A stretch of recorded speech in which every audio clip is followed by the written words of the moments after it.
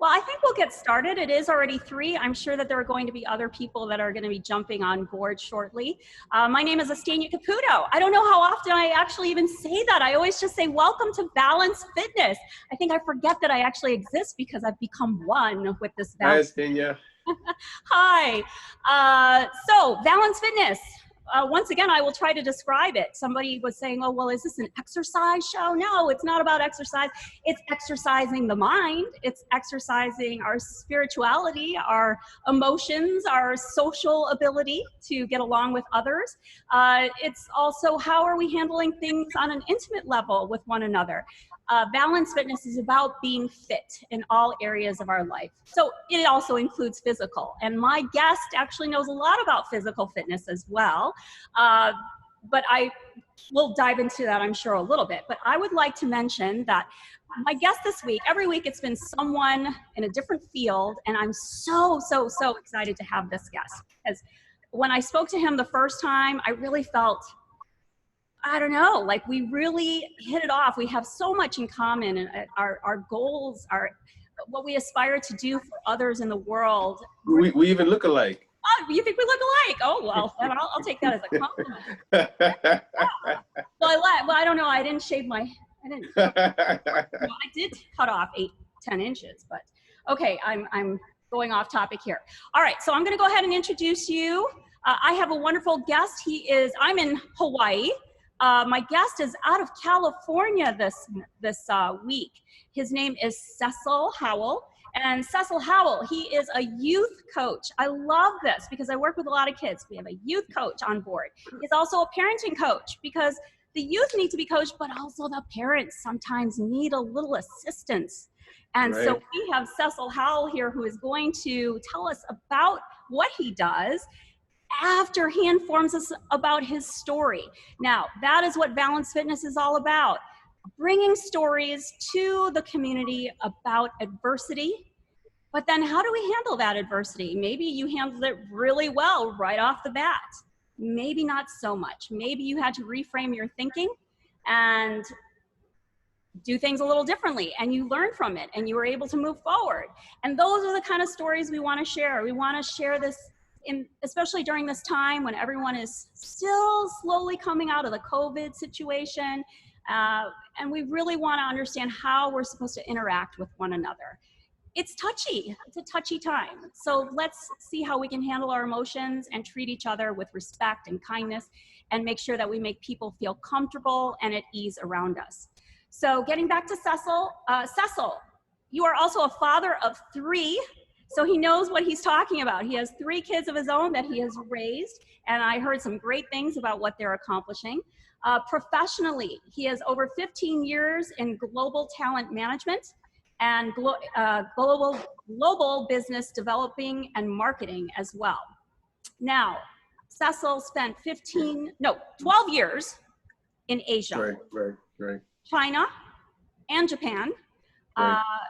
And you know, because I studied international relations, it's a completely different culture. And so I'm sure that a lot of what you've learned being in different lands has also contributed to what you have done and what you are contributing back to society now. But while you were out there, you founded the first fashion recruiting talent management firm in Japan. I find that fascinating. So you've always been an entrepreneur, sort of a go-getter, which you need to be able to establish the type of university that you have now. So the power within university. The mission that you have is to guide young people back to physical, emotional health, and to actually help the parents to bring out the best out of their kids. Right? So Cecil, I want to ask you, I've been wanting this story from you. I wanted you to give us that story of, what was it? That moment that you had troubles and then you were able to turn it into something great. And your response to me, you didn't want to share. You were more like, well, it was something I learned once and I applied it to my entire life. Right. You're going to teach us how to be happy. So Cecil, tell us your story, please. Sure. So the thing is, is that I try to be efficient. Like, I don't want to learn the same lesson over and over and over again. There's something that's just very redundant and not attractive about that whole approach to life. And so, for example, like I went to school in Nebraska. Nebraska is the coldest place I've ever been, you know, but since I've been cold in Nebraska, we're talking about -10, sometimes -20 degrees. I've never been cold anywhere else. Like, so I see people freezing in California. I'm like, wait a second. I know, like, my body remembers what real cold is like. Like, my body remembers what real pain is like. And so, you know, if I've experienced any tremendous amount of pain, I try to remember that so that I don't have to feel sorry for myself when I'm experiencing lesser pain, or I don't have to feel cold when I'm feeling not as cold as real cold. And so in that context, I try to make sure that I learn my lessons. Like, I want to learn it once, and I want to learn it right, and I want to remember it for the rest of my days. So I can move forward instead of doing this thing where you learn a lesson and then, but you kind of don't learn, then you do it again, and then you get burned, and you do it again, and you get burned, you do it again. It's like, wow, you know, like there has to be a better way to do this life, right? So in that context, I'll get to the story, because the story is not, you know, it's not unlike the story of probably many other people. It's just a love story. It's a heartbreak story. It's like, okay, big deal. Everybody goes through it. But what I learned from it is what changed me. And so I was in college, and when I was younger, I decided at a very young age that I didn't want to have a girlfriend. You know, I don't know where this thought came from. You know, I was just a regular high school student. And I saw my friends having boyfriends and girlfriends and doing the kissy stuff and having sex and going through makeups and breakups. And it just seemed like kind of like a big waste of time. Like, if you're going to make up and break up so many times, it's like, why don't you just find one person that you don't have to break up with and be done with? I don't know. You know, so I just kind of decided when I was that age, well, you know, my father's belt was helpful in, in making sure. But, you know, the thing is, you know, kids will find a way to do what they want to do. You know, so my father was very much a disciplinarian, and that put up a very big obstacle. But at the same time, if I wanted to sneak and do stuff, I could have snuck and done what kids do. But I was like, you know, let me just skip all that, and let me just find one girl that I want to spend the rest of my life with, and then let me just marry her and be done with it. And so when I was in college around 22, I found this girl, you know, and she happened to be Korean, and didn't really matter to me. You know, I'm looking at the heart, looking at the soul, and she was just the one, and I just decided, and the feeling was mutual, and we went into this big, you know, kind of you know, TV drama love affair, and you know, she wanted to marry me and I wanted to marry her, and come to find out, you know, after we had gone really deep into our relationship, that, you know, her father was some big multi-million-dollar mogul in South Korea, and she went back to get his blessing, and he didn't give his blessing, and he had actually decided for her to marry somebody else, and it was just a whole bunch of drama, you know. And the very last words she said to me, you know, after her father, because her father said, listen, if you marry this guy, I'm going to cut you off from the family. And she couldn't do that. And so the very last words she said to me were, I wish that you were Korean. Oh, wow. And the very last words I said to her were, well, I'm glad that I'm not, you know, because I love who I am. Yes. And that was that. But that, you know, after that was the meltdown. Yeah. You know, because Stuff's coming now. Okay, Cecil. yeah. So, you know, but in my mind, it's like, you know, I'm thinking, why, God? Like, I did everything right. I kept myself. I saved myself for this one person. You know, I did it the right way. I didn't play around. You know, I was true. You know, I was just like, why? Like, and it took like a year for me to get through this, because I didn't understand. Like, I was a young man, and I tried my best to do things the right way, and I did things the right way. Yet and still, you know, here I am, you know, and I wind up in this place that I never planned to be. And you know, eventually, you know, what happened was I just had to submit to to the sovereignty of God over my life. It's like, you know, I had my plan, you know, but then God has his plan. And in the end, God's plans go win, you know. He's always going to win. Like, it's not like there's a debate or there's some kind of argument. Like, I can try and push my desires, and what it turned out to be was my desire, which is, this is what I wanted. You know, I can push it, and I can push it until I'm grinding on metal, but I'm just going to be ground up metal. That's all that's going to happen. Right. You know, I'm not going to get what I want. You Yeah. know, I'm just going to be fighting this indomitable force.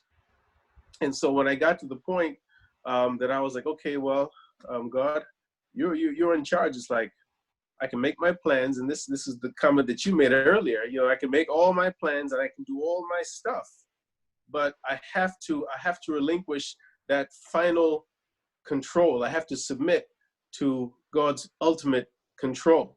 Mm-hmm. You know, which is really my powerlessness. You know, but it's beautiful, because if you think about this idea of being powerless, right? It's like, when have you felt the best in your life? And for many people, the time where they feel happiest, like, you'll think, well, it's my childhood, right? I mean, but that's assuming that there's, you know, a certain level of control. There's a competent authority, right? Which is, in this case, most cases, your parents, who have structure around you. They've got, and that structure protects you. Like, you don't have to worry about food. You don't have to worry about where you're going to sleep. You don't have to worry about much. Like, you just don't, because you've got this competent authority that, well, they control you, but that control is also the protection. Right. Right. You know, and it's really interesting, this balance between control and protection. But this is what, you know, it's like when you're a baby and you're sucking on your mom's breasts, right? Well, actually, just one at a time. But anyway, it's actually like plural. But you know, this is the moment where you feel the most secure and the most safe in your existence, maybe on the planet Earth. It's like you're in this bosom, and it's warm, and you've got everything you need right there. And this is the ultimate safety, but it's also the ultimate control. Mm-hmm. I mean, isn't that interesting? It's like the time when you feel most safe is when you're also under the most control. But again, this isn't like a malevolent control. It's a loving, benevolent control. Interesting, right? Yes, I see it. Yes. And so my submission to God's ultimate authority over my life is what has kept me happy. It's like, you know, so the thing is, I have things that I want. I mean, you know, make no mistake, I'm extremely ambitious. I'm very focused. Like, the things that I want, I'm going to get. You know, I speak them into existence. But at the end of all that, at the end of all this, you know, the stuff that I do, but at the same time, I'll leave it to God. Mm-hmm. You know, this is what I want, but I'll leave it to God to finish it for me. Yeah. You know? Well, you always hear people say, you know, you know, it's up to him, you know, I leave it to God, but he gives us the will to go after what we want. So that's what you're Right. really doing. You are exercising your will to go after Right. your want, and still hoping and relying on him to. Well, I simply leave him the ultimate control, because I know that I can't add a day to my life. Mm-hmm. I mean, simple as that. I can't do anything to extend my life if I can't bring myself into life. So obviously there is something greater than me. And so for, you know, any atheist out there, okay, well, I don't believe in God. That's fine. You don't have to believe, but you have to recognize that there is power beyond you. Mm-hmm. I mean, you know, can you just decide to get rid of gravity? Can you decide that you want to live for 2,000 years? Can you decide that you can chop off your arm and grow it back? No, you can't do any of these things. And so there is, you know, can you be greater than a mountain? You know, I mean, there's obviously a power that's beyond everything. Whether or not you call that God or acknowledge that it's God, let's say you just say that it's nature. Like, your acknowledgement and submission to this power that's greater than you is what gives you contentment. Is that you don't have control over everything, and you don't have to. Okay, You know? so now you went through this relationship, you're trying, like a year of trying to relinquish that control, that feeling of, okay, I've got to relinquish that control. It's not meant for me Well, to decide. it What was it was happened a at year. that point? It was a year of getting over heartbreak, is what it was. And how Okay. I got over the heartbreak was like, well, listen, because in my mind, I was like, this was meant to be. But in reality, it wasn't meant to be. And there was nothing that I could do about it. So it's like, okay, so there's nothing that I can do about it. And so I got to the point where it's like, okay, so I can stay in this kind of negative emotion, heartbreak and this tragedy and depression and darkness. I can stay there, or I can just skip to the end of all this. Because at the end of all this, like, I know the end of the story. Like, the end of the story is life goes on. I mean, that's always the end of the story. I mean, until it doesn't, and I have no control over when it doesn't go on. So it's like, okay, life is going to go on, and I'm going to find somebody else, and I'm going to get married and have my kids, and all this stuff is going to happen. And so I can stay here in the middle of all of this funk, right? Mm-hmm. Or I can just skip to the end. And so what I decided to do was just like, oh, I tell you what, I'm tired of all this. I'm just going to skip to the end.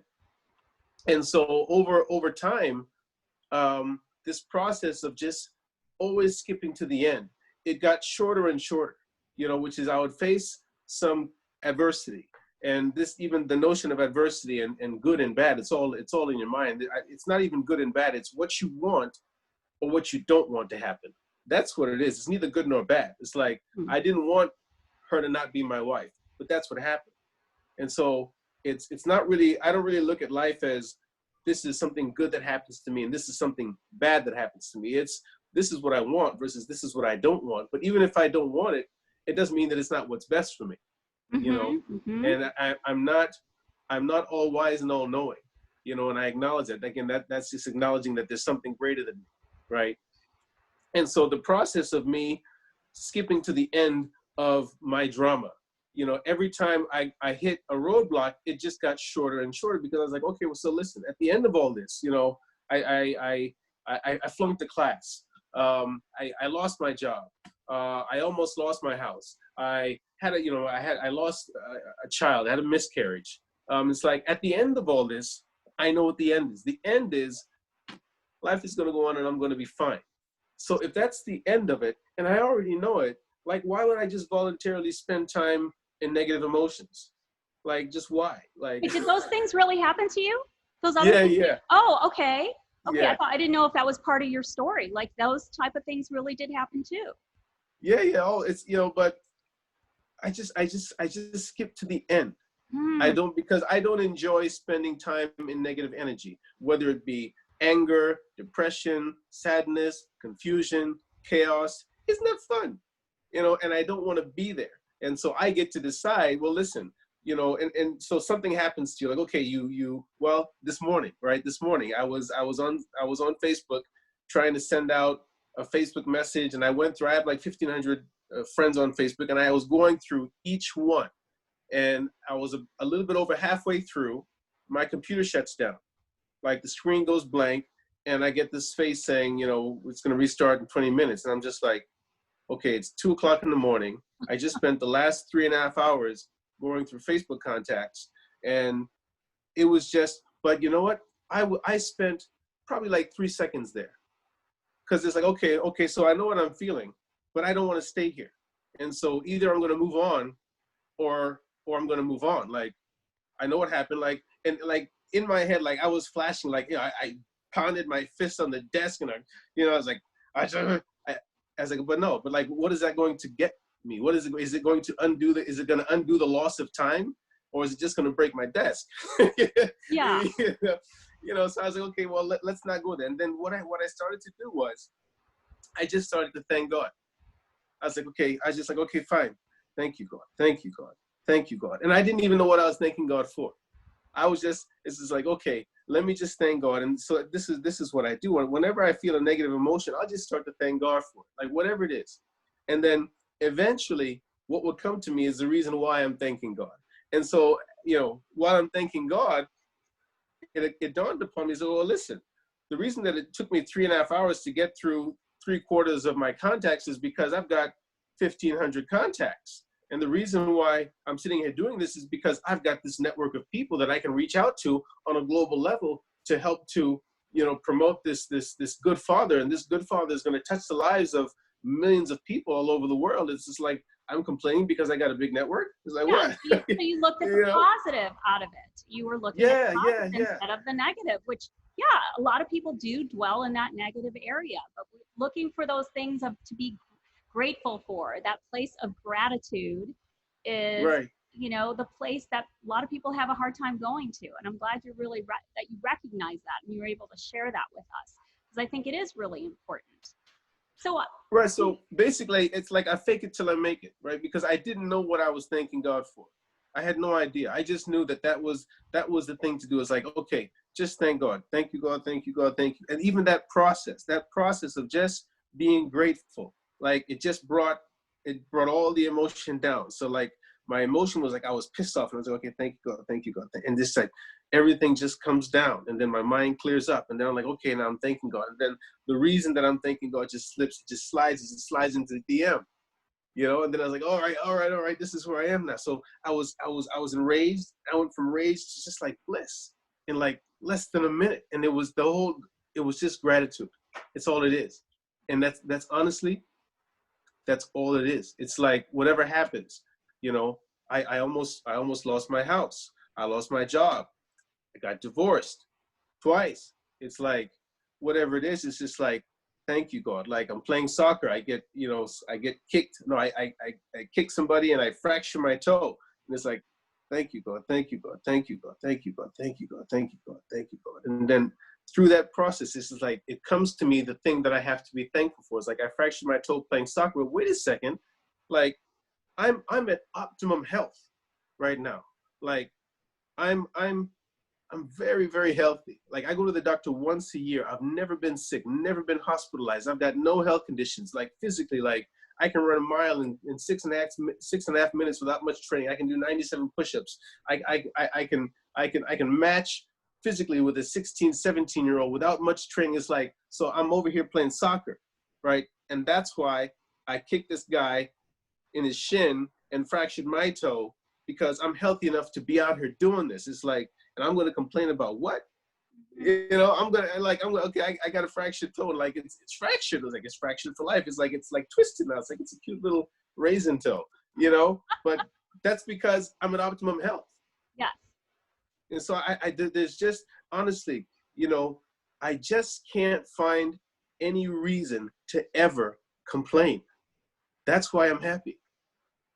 That's like good. Just complain about what? Like you give me any situation and I can tell you why I don't need to complain. Yeah, it is very hard though for a lot of people. And there is such a thing as, that clinical depression that people talk about, and they have to be on medication and things of that nature. Someone had mentioned that to me on a post. They said, well, you can't resolve these issues with what you're trying to do. And I said, well, bringing some positivity can't hurt. Talking about how to frame your mindset to be positive cannot hurt it. To get out of that negativity and think positive thoughts can heal. That's a very healing thing. Yep. Yeah. Well, it's interesting because, so thinking positive thoughts, all right, that's big, because that implies that you have control over your thoughts, right? And so this is what many people don't have, is this ability to control your thoughts. And now that we're into this digital age and cell phone age, like that ability to control your thoughts is getting further and further from people. Because if you think about this, when you're locked into your cell phone, or you're locked into this media, when you're locked into a TV, you're locked into, all the music, the media, the movies, the programs that are coming through 24/7, right? Those are all somebody else's thoughts. That's all they are. These are somebody else's idea manifested in a visual or audio format. And so what happens is, and when you're plugging kids into this so early, it's like kids aren't cognitively developing their own ideas, the ability to think their own thoughts, because they're inundated constantly with somebody else's thinking. Like you're giving away your kid, people are giving away their children's minds here. And so now you think you got the earbuds, right? And now it's wireless and it's Bluetooth. And so it's like you're constantly connected. You're connected to somebody else's thoughts. But what about your thoughts? And like, how can you control your thoughts if you don't even, like, when you're constantly connected to media, you don't have the ability to even distinguish your thoughts from somebody else's thoughts. I mean, when you're connected to somebody else's thoughts from the minute that you're born, practically these days, it's like, well, what are my thoughts? And what are somebody, like, you can't distinguish it. And if you can't distinguish your thoughts from somebody else's thoughts, how can you control them? Like, you can't. And a lot of it, there's not even a real reality to it. There's, you know, my son right now is taking finishing up his English because they didn't finish off the school year. The teacher allowed, she said, how about I do it for free? I'm going to teach you guys during the summer the English that you didn't get to finish, which I thought was wonderful of her to do. And it's not my son's strongest class, right? So he's working on that. But she talked about how when you're watching things and you're learning and you're doing your research, where are you getting all the information from? And is it reliable? The information that you're relying on, that you're learning, are they true facts, and who are they being put out by? So yes, they're being inundated with a lot of information, and it's hard for them to decipher what is real and what is not. You and I had conversations about having kids on electronics and things of that nature so early on, and they even utilize it as a babysitting tool. You know, I tell you, like, my kids have I got 3 kids, and none of them have cell phones, and they're not going to. I got rid of my cell phone almost 2.5 years ago now. I've got no cell phone because I don't want to be controlled by this device. You know, I want to be in control of myself. I want to be in control of my own thoughts. And I want my children to be in control of their own thoughts. I want them to know what their thoughts are first. Now, once you know who you are and what your thoughts are and what your views are on things, then it's okay. You know, jump in and take in other information. But if you take in all this information so early, you're not going to know who you are. You're not going to know what you want. You're going to become incapable of self-control because you become incapable of controlling your own thoughts. And this is where discipline really comes in handy. This notion of, think about it. So discipline is your ability to control yourself, right? And your ability to control yourself really boils down to your ability to control your thoughts. So in this moment where, you know, this terrible thing happens, right? Like somebody that's close to you dies, and then you feel your emotions just start to leave, like you're starting to lose it, right? Then you this is where self-control matters. This is where your ability to say, wait a second, thoughts, wait a second, emotions. You don't rule me. Mm-hmm. You know, I'm in control. My spirit is in control. And I say, wait, I say, before you just, you know, you're somebody attacks you and you just lose it, right? There's that space where you have the ability to say, wait 1 second, I'm in control. Because I guarantee you that if you're not in control of yourself, someone else or something else will control you. Yeah. And this is what we're seeing. We're seeing people that are out of control. We're seeing a lot of these kids being completely out of control of themselves. And this is why. Yeah. So, you know, I have to laugh because I'm having technical difficulties, and someone just pointed it out to me. Thank you very much, because I know who this person is. I didn't think you guys could see me doing that because I thought you had the screen while you were talking, and I'm fumbling around here with this camera. But so I apologize to everyone out there. You know, sometimes it happens. It happens. Yes, it does. But you know, she obviously people are researching you, Cecil, because I'm reading here. They want to know because you're talking about family right now. So they want to know, this person, Impact Institute wants to know, curious about escaping the tsunami and nuclear meltdown. How did that affect you and your family? Okay, well, that was the best time ever. So when the best time ever. So we were living in Tokyo at the time, and so when the earthquake hit, so it was an earthquake in the sea that caused this tsunami that caused a meltdown. And when this earthquake hit, and actually it was a series of earthquakes, but when this earthquake hit, I was in downtown Tokyo. And I was actually in a building, a wooden building, and this place, the whole place started to shake and creak like it was an old ship on the sea.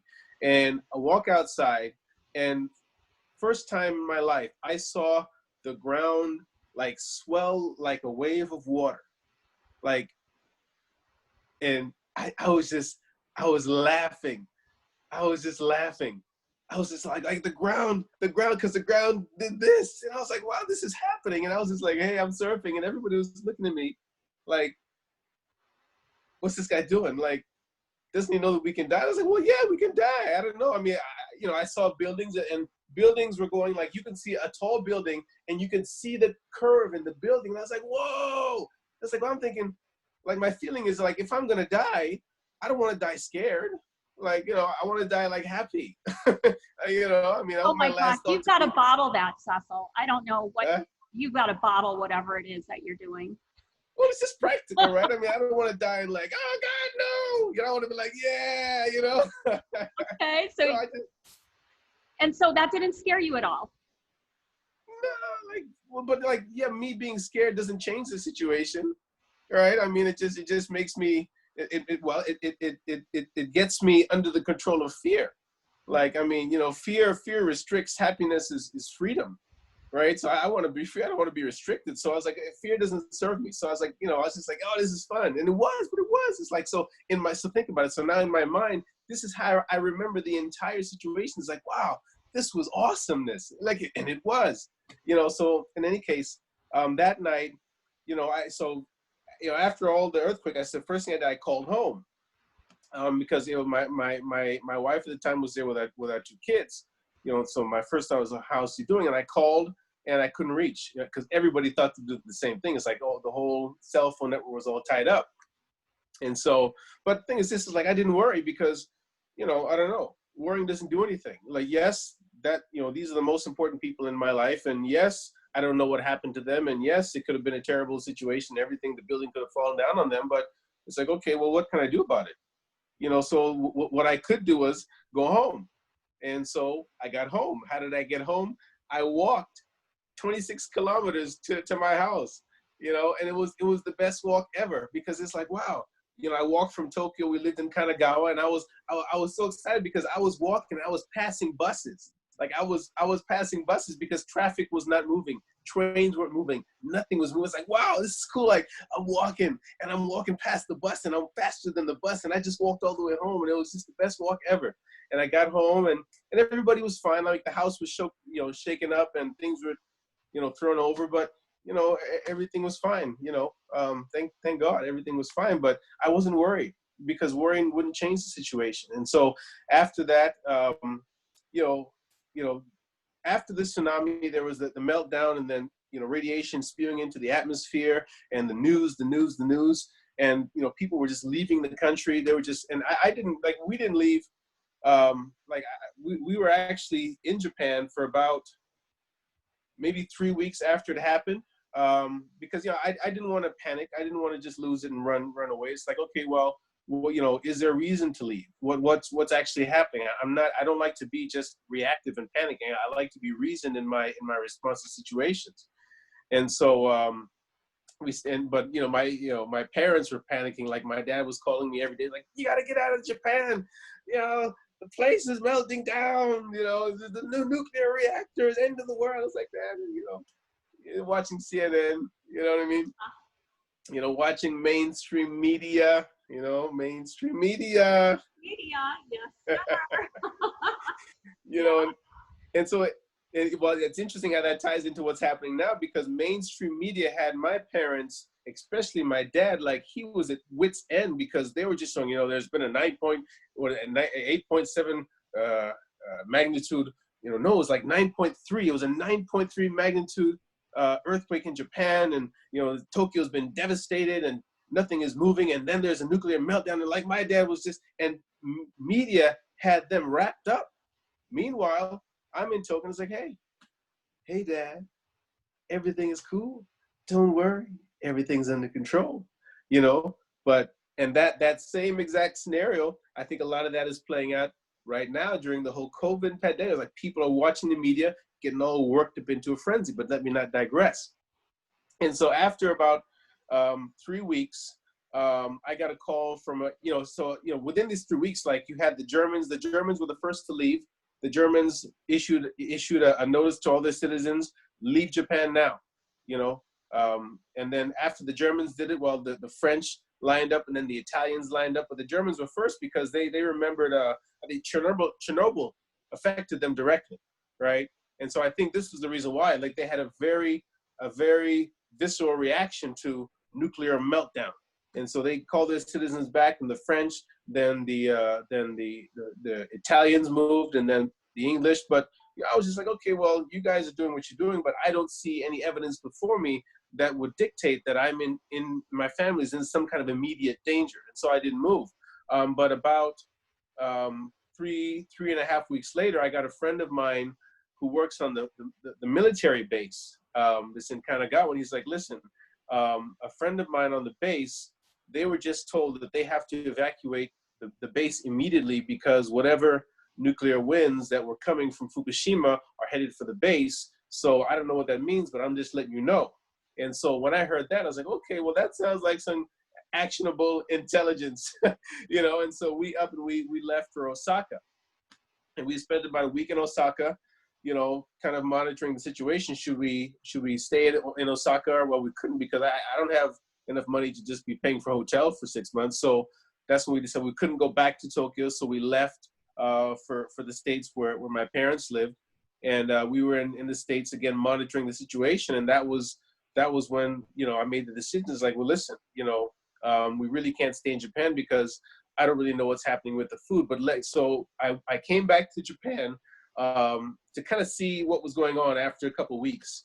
And when I actually made the decision to leave indefinitely was when I went to the grocery store. I went to the grocery store, and usually in Japan they've got all the vegetables and fruits are labeled by prefecture or state because people tend to buy where they're from, or the different fruits and vegetables have a different taste, a regional taste, and so they label them according to where they're from.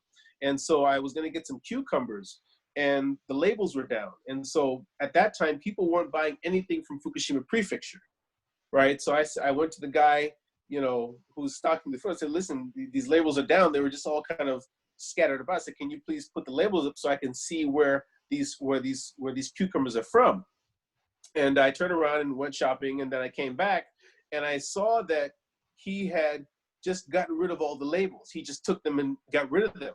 And what it was is that, they were hiding what food was coming from Fukushima because they wanted to protect the farmers in Fukushima, because they didn't want to deprive them of making a living by depriving them of the means to sell their fruits and vegetables.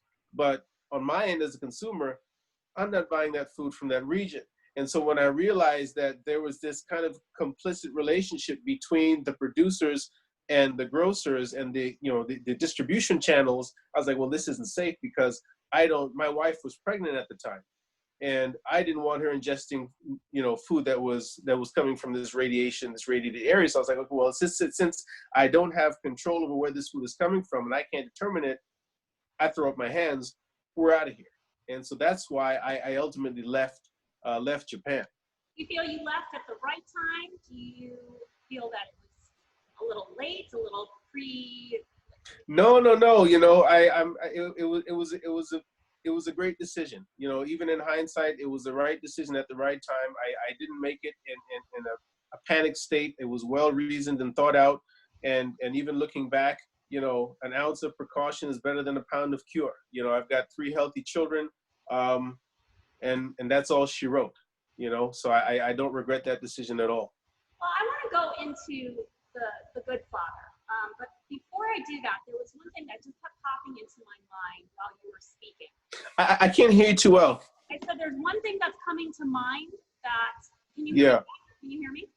Yeah, well, it seems like your volume has gone down since we started, so I don't know if there's something you can do there to. Okay, let's see if I can get that up somehow. It seems like my volume is up. Can you hear me okay? Yeah, I can hear you. It's a little bit faint, but I can hear you. I will talk loud. How about that? Okay. All right. All right. The one thing that was coming to my mind while you were speaking is the word regret.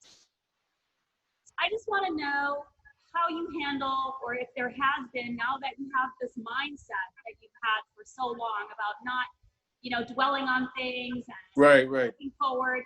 Have there been moments of regret ever? And how did you handle those type of things? Okay. It's a great question. Okay. So I think that the most powerful example that I can give of regret is dealing with divorce. Okay, because if anything that you can live to regret is a decision that is that big and that far reaching, like, because it's irreversible and it has a lifelong impact on everybody involved. It's like, if you make a wrong decision in that situation, you made a wrong decision for life, and it not just affects you, but it affects your children and it affects your ex-spouse. Like, that's a big decision to get wrong. And so in general, when I make decisions, it's actually quite a simple process. I have a situation, I don't know what to do, right? First thing that I'll do, I submit to prayer. What God, what do you want me to do? What direction do you want me to take? The answer doesn't come all the time right away. And so in the absence of a clear direction or indication from God, I'll do what I want to do. I'll do what I feel is the right action to take, and all the time I'm seeking confirmation. God, is this the right direction? Is this the right direction? If I'm not going the right direction, please stop me. Please stop me. Give me, a black cat, whatever. give me a sign. And in the absence of that sign, I'll always do what I know is right. I in general, when I make decisions, I don't spend much time worrying about the consequences more than I worry about doing what is right. And if I do what is right, I'll take the consequences of doing what is right. Okay. That's the way I've always lived my life. And because in this way, my conscience will never bother me. Like, I make the best decision that I can in that time, given what I know. I don't half step that. It's like, if I'm going to get, like, it was a 10-year process. I was married for 10 years. So it wasn't like I just made a quick, 2-second decision. Like, it was an agonizing decision. But in that situation, given what I knew and the situation that I was in and the knowledge that I had and my level of understanding and wisdom at that time, that was the best decision that I could make. And if that wasn't the best decision that I could have made, I wouldn't have made it. And so there's not really any space for regret, because let's say, for example, 10 years on, I get different knowledge, but that's 10 years on. Let's say, in hindsight, I get this 2020, but that's hindsight. It's like, I didn't know at the time. And so I don't beat myself up for things that I don't have any control over.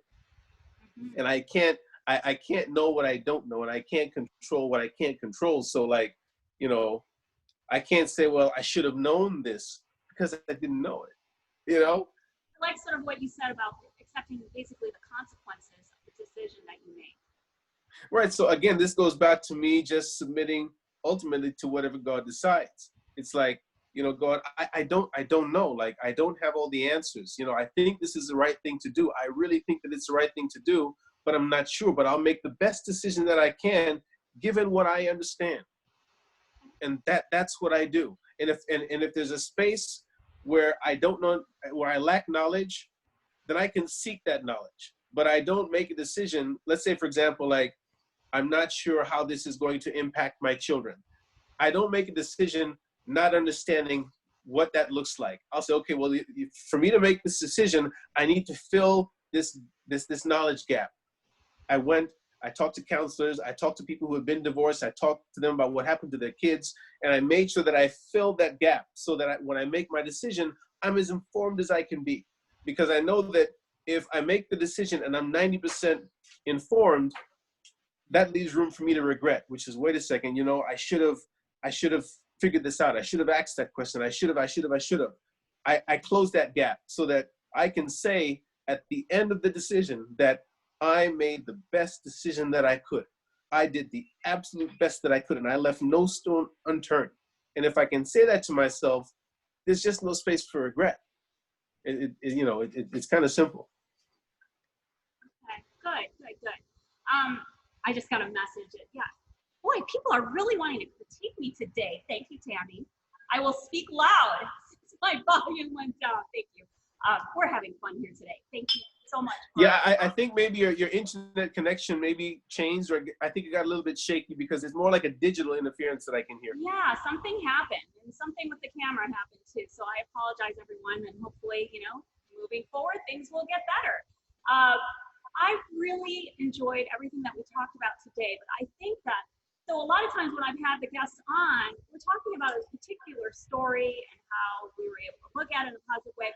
I want to go into a little bit more about what has grown from this. I think you have started this university that really has sort of, maybe has grown from your experiences and your abilities to not have regrets and how to, I think what you've done when you do your research, you're doing things very selflessly to make right decisions.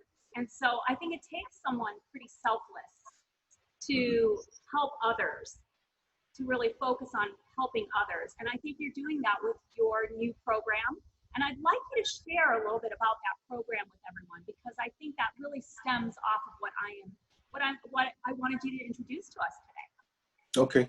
Okay. So let me give a little bit of my professional background, because that's highly relevant to the work that I'm doing now. And so my professional background is I run a recruiting company based in Japan. And I've run that company since 2007, the birth of my first son. And so my background, I've got about 17 years in recruiting and talent management. Okay. And so the profession of recruiting and talent management it's a lot of listening. It's me sitting in the room with executives and professionals and just listening to basically their life story, right? I mean, when you sit down and go over somebody's resume, okay, well, what'd you do, when you graduated from college? And basically they're walking you through their lives through the lens of their careers, but invariably it's wrapped up into every decision that they make, right? And so I spent the last 17 years listening to the lives and the careers of some of the most successful executives in the fashion industry. And my ability to listen and see patterns in their lives, or patterns in the decisions that they made and the results of those decisions and how that impacted their career, how that impacted their lives. It's a body of knowledge. It enabled me to experience, the lives of thousands of people without actually having lived those lives, right? And so every time I meet a new executive, and again, so I'm dealing with highly successful people, right? And so every time I meet a new executive and I step through their life and I understand the challenges that they face and how they overcame these challenges, you remember that scene in The Matrix where Neo goes and they stick that thing into the back of his head and he learns Kung Fu?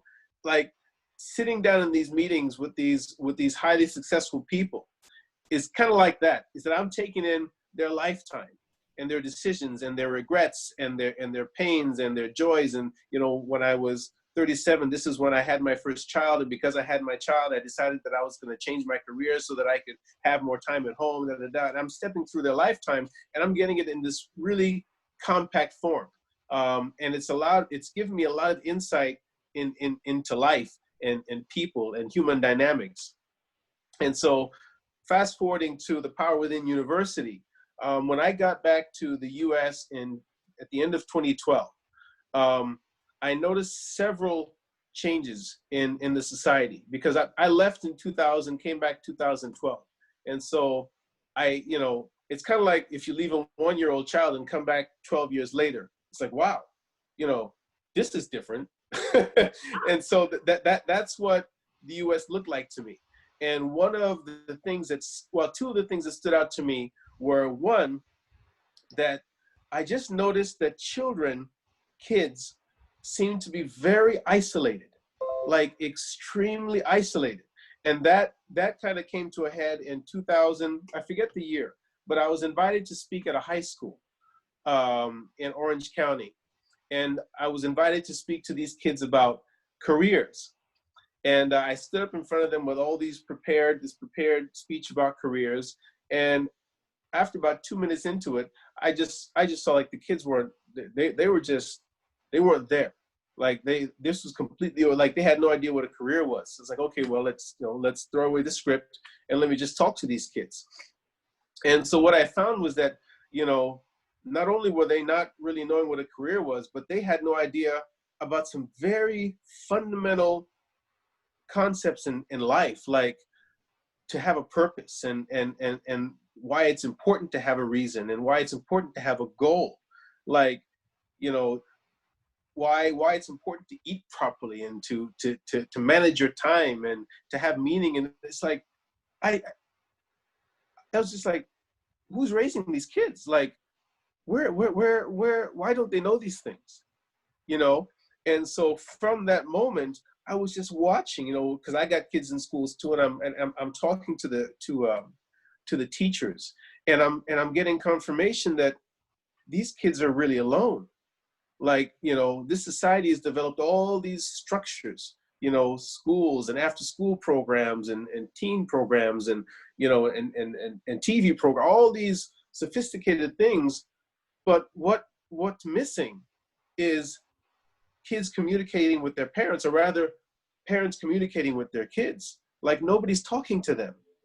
Yes. And yeah, they need. I 100% agree with you. It's really lacking, not only because I'm speaking from an educated standpoint, doing what I do as well, working with a lot of children, and I see that. So I see where you're coming from with that. And so is that how this all came about with? Right. So after I talked with this high school, several students came to me afterwards, and they emailed me and said, Mr. Howell, I really appreciated the time that you spent. It really changed the way I think about things. One case stands out in particular, where it was a young lady who said, I had always had a dream of being a model, but I just gave up on it because I just didn't think that I could do it. And after hearing you talk, I know that I can. Like, I know that I can do it. I know that it's possible. And, I work with her. It was, it wasn't anything formal. It was just, okay, well, listen, whatever I can do to help you, I'll help you. And since I had a background in fashion, I helped her to get connected with an agency in New York, and she actually applied for the Miss Teen USA pageant. She didn't win, but, it birthed in her, and I didn't talk for a long time, and so it birthed in her just this understanding that she had some level of control over her life, that she could have a desire and that she could articulate this vision through her action. It's like, wow, I guess maybe I have a gift for talking to these kids. Maybe I have a gift for getting down at their level and speaking with them in terms and with an emotion and a feeling and a context that's relatable. And that has really helped me a lot with my own kids, because, I'm dad, I bring discipline and structure and all these things, but at the same time, I can break it all down sometimes, and I can run on the floor with them. I can just be a kid, because I remember, like, remember I was telling you in the beginning, like, I remember how cold I've been. I don't have to be that cold again to appreciate where I'm at, because my mind is there. So I remember being a kid. Like, I remember all the feelings that I had, all the questions, all the doubts, all the thinking that I know things that I don't know and pretending that I know it. And I remember all the questions about, girls and if I was good looking and if I was ugly and my nose is too big. And I have a visceral remembrance of the emotions that are involved. And I don't know why I remain so connected to it, but that connection to it connects me to these kids. It connects me to my kids. And so when I talk to these young people, I've got about 3 clients, like, I don't know, like, I know where they're at. It's like, man, listen, I get it. Like, school sucks, and it does. Like, school, like, because I hated school. Like, I hated sitting in the desk. It's like, why do I have to sit in this desk? And then, like, you move around, and the teacher's like, Mr. Howell, sit still. I was like, why I gotta sit still? Like, why? I remember. And so when I talk to these kids, it's like, man, I know what you're going through, man, and I agree with you, man. I'm with you, but at the same time, I've got the perspective of having gone through it, and so I'm able to connect these two, And it's like, well, listen, I understand where you are, but listen, let's take where you are and let's get you where you want to go, because I think everybody wants to go to the same place. Like, we're all just trying to be happy. That's it. Like, you know, if I could draw a circle around everything in the world and say, what do people just want to be happy? Like, you know, when you're chasing, you know, drugs and alcohol and sex and even religion, it's like the reason why people chase these things, even chasing success and careers, is like people just want to feel happy.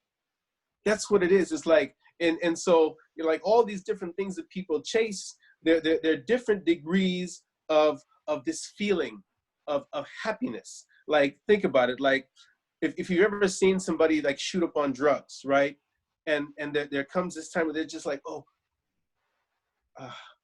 like they're addicted because they keep chasing that feeling, right? When you're drunk, it's like you're trying. I've never been drunk in my life, but I don't need it because I'm happy. Like this feeling of like happiness, contentment, like bliss, like I'm just there, like, man, it's like this just feels good. And that's what you have this passion that you turned into, you know, I think, well, first off, I mean, the first word that comes to mind is trust. You have this ability to relate to the children. What they find in you is trust. They feel that you are a trustworthy person that they can relate to and call upon for you know, words of wisdom and guidance. And I think that's where, when we discuss things about good fathers, that's where, you know, I wanted to sort of end our hour on talking a little bit about that, because I want to bring value to that for you. Okay. It's really important that we go there right now. Tell me about Good Father. Tell us how we can find out more about it. And, you know, if you have any last minute words of wisdom that you want to share with people, that's something they can take from this, or how to reach out to you and learn more. Okay. Let us know. Sure. Okay. So the Good Father is quite simple, and it connects to everything we've been talking about. So the other thing that I noticed when I came back to the States is that there's a very visible lack of fatherhood, about male leadership. Like, somehow I see lots of men, I see lots of fathers, but I don't hear them. And it just seemed like from the time that I left the U.S. to the time I came back, that men have gotten very, very weak. The presence of fathers in the context of a family and in a home relationship to their children, just very, very, very weak. And so, you know, men, you know, as men, we bring what we bring. We bring a lot of discipline, a lot of structure. We bring a lot of times a lack of mercy. Like, get up, you know, don't cry, you know, dust yourself off and let's go. You know, we bring that, and with that missing, kids are suffering. And so, because the thing is, I know the impact that my father had on my life. Like, I would not be the same person without his discipline. I would not be able to control my thoughts, therefore my mind and my action, without the discipline that my father brought to me. It's absolutely critical and fundamental to everything that I do. Even now, I'm being an entrepreneur, starting a business. I started a business in Japan. It was discipline. You know, I weigh the same weight that I was in college. I wear the same clothes that's discipline. Like, I'm disciplined. Thank you, Daddy. I'm disciplined. And so with this father element missing, I'm trying to bring it back. And how I'm bringing it back is very simple. I'm having conversations with fathers.